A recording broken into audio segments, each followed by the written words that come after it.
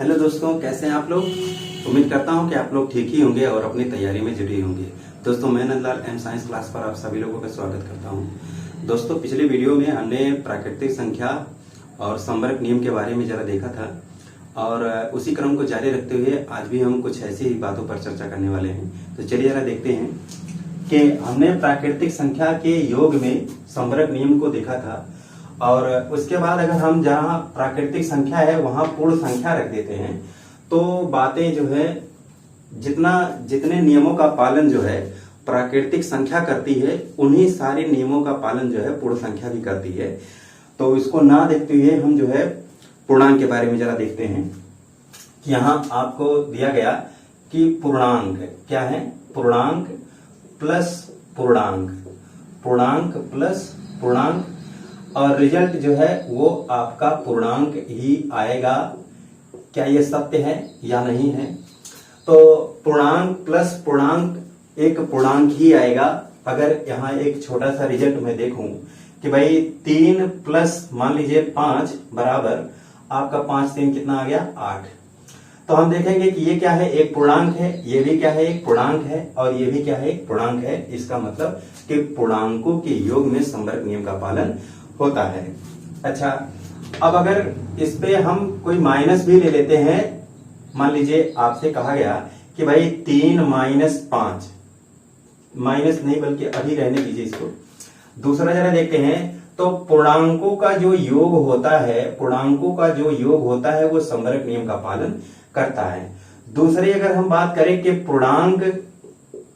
पूर्णांक माइनस पूर्णांक, पूर्णांक माइनस पूर्णांक क्या हमेशा पूर्णांक आएगा? क्या हमेशा पूर्णांक आएगा? तो ये प्राकृतिक संख्या और पूर्ण संख्या में घटाव में संवर्ग नियम का पालन नहीं होता है, लेकिन पूर्णांक में इस नियम का पालन होने लगता है। जैसे कि मान लीजिए कि 3 में से अगर मैं माइनस करूं 5 बराबर रिजल्ट कितना आएगा -2। तो आप देख रहे हैं कि 3 क्या है पूर्णांक है, माइनस ये जो 5 है ये भी क्या है पूर्णांक है और -2 भी जो है वो एक पूर्णांक है। इस नियम को आप याद रखेंगे।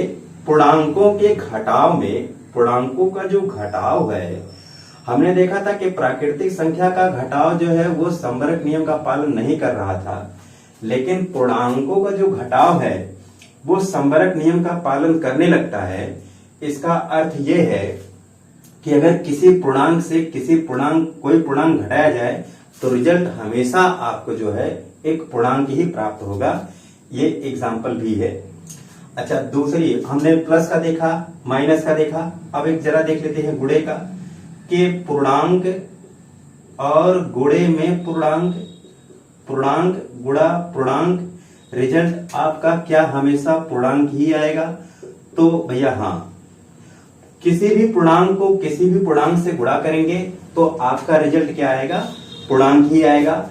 अगर मैं इसकी बात करूं तो ये क्या है, सही है, हाँ सही है। माइनस वाले में भी ये सही है, हाँ सही है। गुणे वाले में सही है, हाँ ये भी सही है। गुणे वाले में भी अगर इस पे एक एग्जाम्पल की चर्चा कर ले तो 3 गुणे 5 -5 कर लेते हैं। 3 गुणा -5 बराबर आपका आएगा 3 × 5 = 15 और माइनस का आ जाएगा। 3 क्या है पूर्णांक है, माइनस क्या है -5 पूर्णांक है और -15 भी आपका पूर्णांक ही है।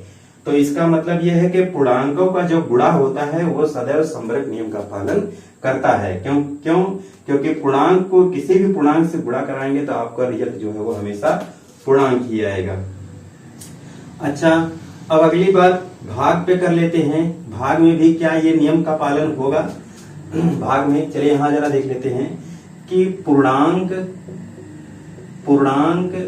भागे पूर्णांक, पूर्णांक भागे पूर्णांक, रिजल्ट हमेशा पूर्णांक आएगा। रिजल्ट हमेशा क्या पूर्णांक आएगा? तो आप देखेंगे कि इसका रिजल्ट जो है वो हमेशा पूर्णांक नहीं आएगा, हमेशा पूर्णांक नहीं आएगा। क्यों नहीं आएगा? अगर हम इसके एग्जाम्पल से इसको समझें कि मान लीजिए आपसे कहा गया कि भाई 1/2 और इसमें भाग दे दिया जाए पूर्णांक पूर्णांक की ही बात कर रहे थे, 1/2 ना करके मान लीजिए ये 2 क्या है, एक पूर्णांक है और इसमें हम भाग दे देते हैं, मान लीजिए कि 2 नहीं बल्कि 10 कर ले, 2 भागे 2, 10 भागे 2 बराबर कितना आएगा, 5। यहां तो बात जो है फॉलो हो रही है, इसमें कोई दिक्कत नहीं है। दिक्कत कहां आती है, आप उसको याद रखेंगे कि अगर कभी भी अगर ऐसा आता है और आपको किसी को लॉजिक देना है कि भाई ये बात सत्य है कि नहीं है, तो आप उसको कैसे सेटिस्फाई करेंगे, कैसे संतुष्ट करेंगे कि इस नियम का पालन जो है वो हमेशा नहीं होता है। तो अगर आप कहें कि भाई 2 में आपने भाग दिया 0 से, तो आप देखेंगे कि इसका आंसर कितना आएगा, अनंत। यहां जरा देखें कि 2 क्या है, पूर्णांक है, 0 भी एक पूर्णांक संख्या है। 0 से अगर आप 2 में भाग देंगे तो रिजल्ट क्या आ गया, अनंत। और अनंत क्या है, एक अनडिफाइंड है, एक अपरिभाषित संख्या है, इसको परिभाषित नहीं किया गया है। यानी कि ये जो अनंत है ये एक पूर्णांक नहीं है, ये पूर्णांक नहीं है। ये क्या है, मैं यहां लिख दूं, ये पूर्णांक मतलब पूर्णांक नहीं है। तो इसका मतलब इस एक आदमी की वजह से जो है ये स्टेटमेंट या कथन जो है ये गलत साबित हो जाता है। इसका मतलब ये है कि पूर्णांक को पूर्णांक से भाग देंगे तो रिजल्ट जो है हमेशा पूर्णांक नहीं आएगा। इसका मतलब ये क्या है, गलत है। बाकी यहाँ 3 बातें थी कि पूर्णांक प्लस पूर्णांक बराबर पूर्णांक, सही है। पूर्णांक माइनस पूर्णांक बराबर पूर्णांक, ये भी सही है। पूर्णांक गुणा पूर्णांक बराबर पूर्णांक, ये भी सही है। लेकिन पूर्णांक को किसी पूर्णांक से भाग देंगे तो हमेशा पूर्णांक नहीं आएगा, लेकिन हमेशा नहीं आएगा। और हमेशा नहीं आने की वजह से ये जो स्टेटमेंट है, ये कथन जो है ये गलत साबित हो जाता है। इस बात को आप याद रखेंगे, एग्जाम में अक्सर ऐसी ही बातें पूछी जाती हैं। तो उम्मीद करता हूं ये वीडियो आपको पसंद आई होगी, और अगर ये वीडियो आपको पसंद आई है तो इसको लाइक करें, सब्सक्राइब करें और ज्यादा से ज्यादा शेयर करें।